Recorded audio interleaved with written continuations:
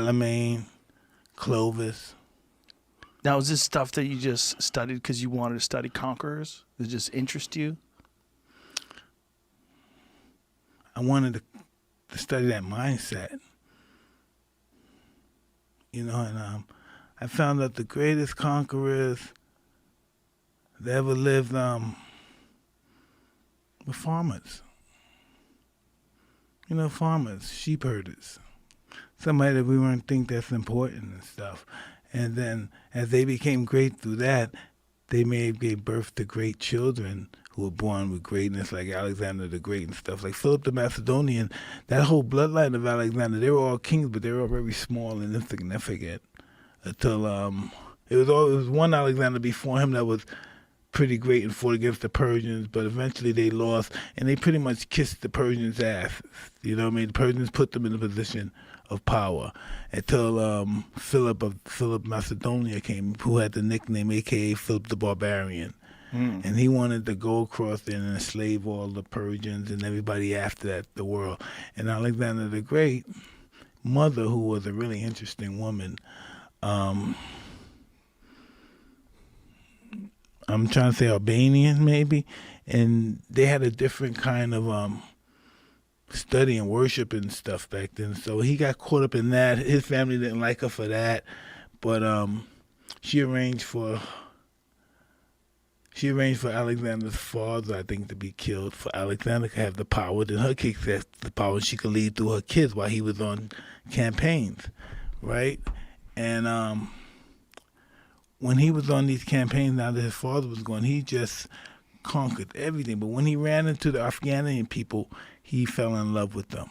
He wanted to interbreed with them. He wanted to create a new race of Afghan. He just madly fell in love with them, and that's pretty much why his family, not his family, but the Greeks went mutiny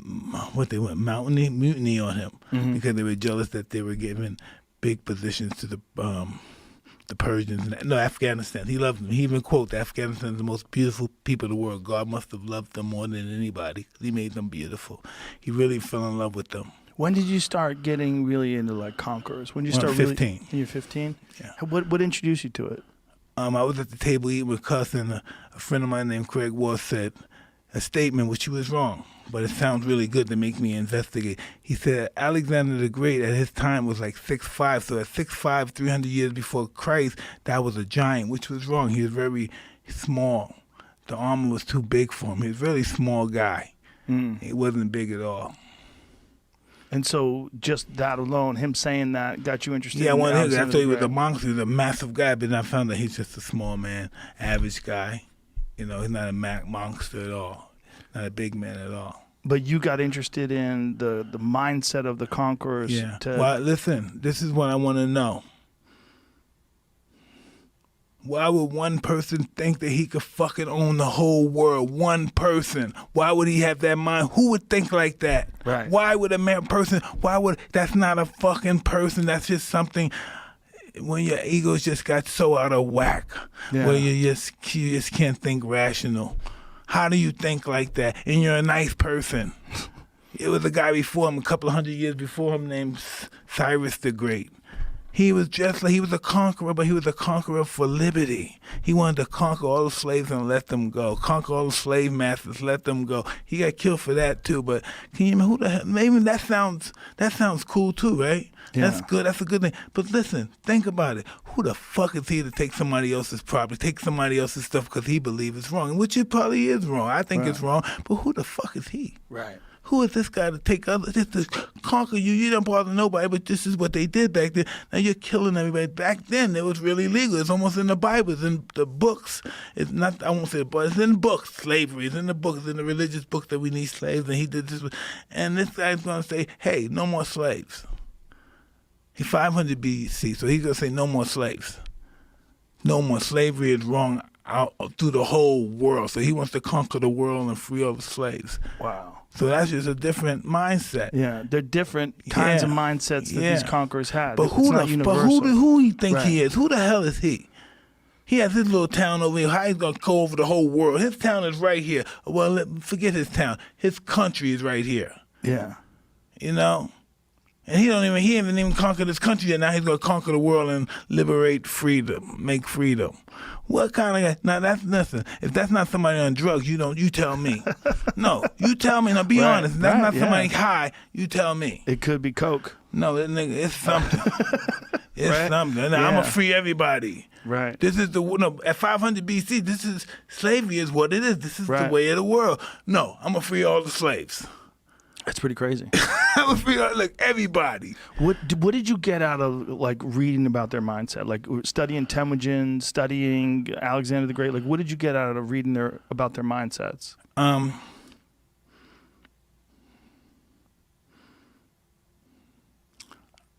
I found out that the greatest ones, the best, the most prolific ones were all mama's boys. Really? Yeah, afraid of their mother. Wow. Napoleon, Alexander. You know what I mean? Wow. Genghis Khan too? Yeah. Really? Yeah. What do you think that is? Huh? What do you think that's all about? Highly respect their mother. I think their mothers were the first, especially Alexander the Great. I think she was the first stage mother. I think there was some before her too. You know, because Cleopatra was one. That's just what they were. At the end of the time, they were wanting to lead through their sons or their daughters or something like that. Oh, okay.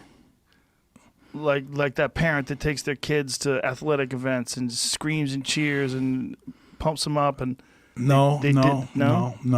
It's the parent whose child word is law, and I want to be able to have that word. Okay. Do you get that? Yeah. My son is the king. Right. Of this country, or a couple of countries, but I want my thought to be in his mouth, come out of his mouth. Do you think the parents convinced the child that they were that special that they should run the world? Some of them do, but as some kids get older, like Ivan the Great, Ivan the Terrible, they get older and then they realize these people weren't right towards me, and they start killing his sponsors or the people that were ripping step-parents and stuff. You know, some of the kings did it too, you know. So when you were studying this, when you were coming up as a boxer and you're studying all these conquerors, you were trying to understand their mindsets. Yeah. And you were trying to apply that to your own life? Pretty much, yeah. Did you get anything out of it? Yeah. Yeah? Yeah. What did you get? Like how did it apply to your own life? Well, at the end of the day, they all ask God for forgiveness. All of them. So when you're reading all these books about all these conquerors, when you're a young man and you're on your way to becoming the youngest ever heavyweight champion, and you're trying to take on the mindset of the conquerors, and you find out they all ask God for forgiveness. Yes. How did that affect you? That was pretty cool, because by that, I learned greatness was the willingness to die. By, doing research on these particular individuals. And that's what they were willing to do for greatness. And you heard about Achilles and stuff. He what did he want? A short life of greatness than a long life of obscurity. Yeah. So he took the short life, and that's what Alexander did. When you study these people and you take that conqueror's mindset, did you get anything out of that? Did you apply that into your own pursuit as a champion? Absolutely, because you have to listen. Alexander the Great was 32 and he conquered the known world. Yeah. In 10 years.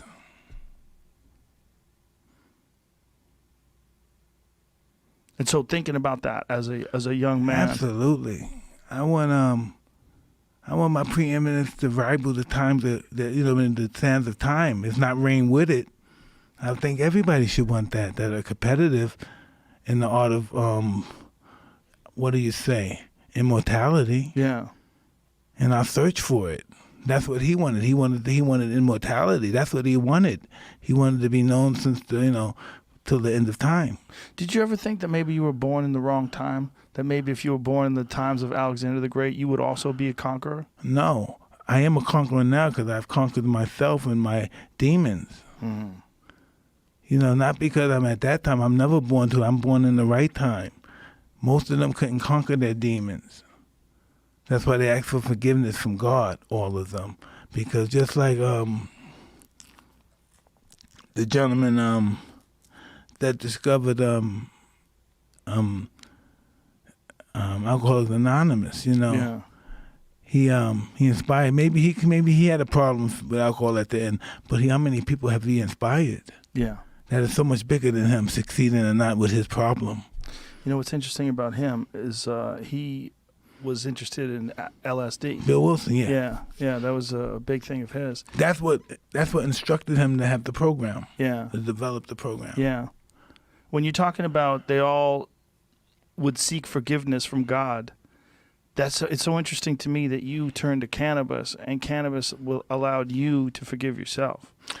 Yeah, listen, the reason why they ask for forgiveness for God, this is interesting that you said that, is because they believed they were God. And they had to, at the end of the day, realize and check themselves. That they're not. Yeah. They're not God. And then they've done horrific things. Oh, yeah. At the end of his life, he was so forgiving and giving everything away and so sorry for everybody. Wow. He didn't know how to forgive himself either. He didn't know how do you do that when you think you go, how do you forgive yourself? So at the end of the day, he said, look, the man who conquered the world died with nothing in his hand. He gave everything away, had no swords or nothing.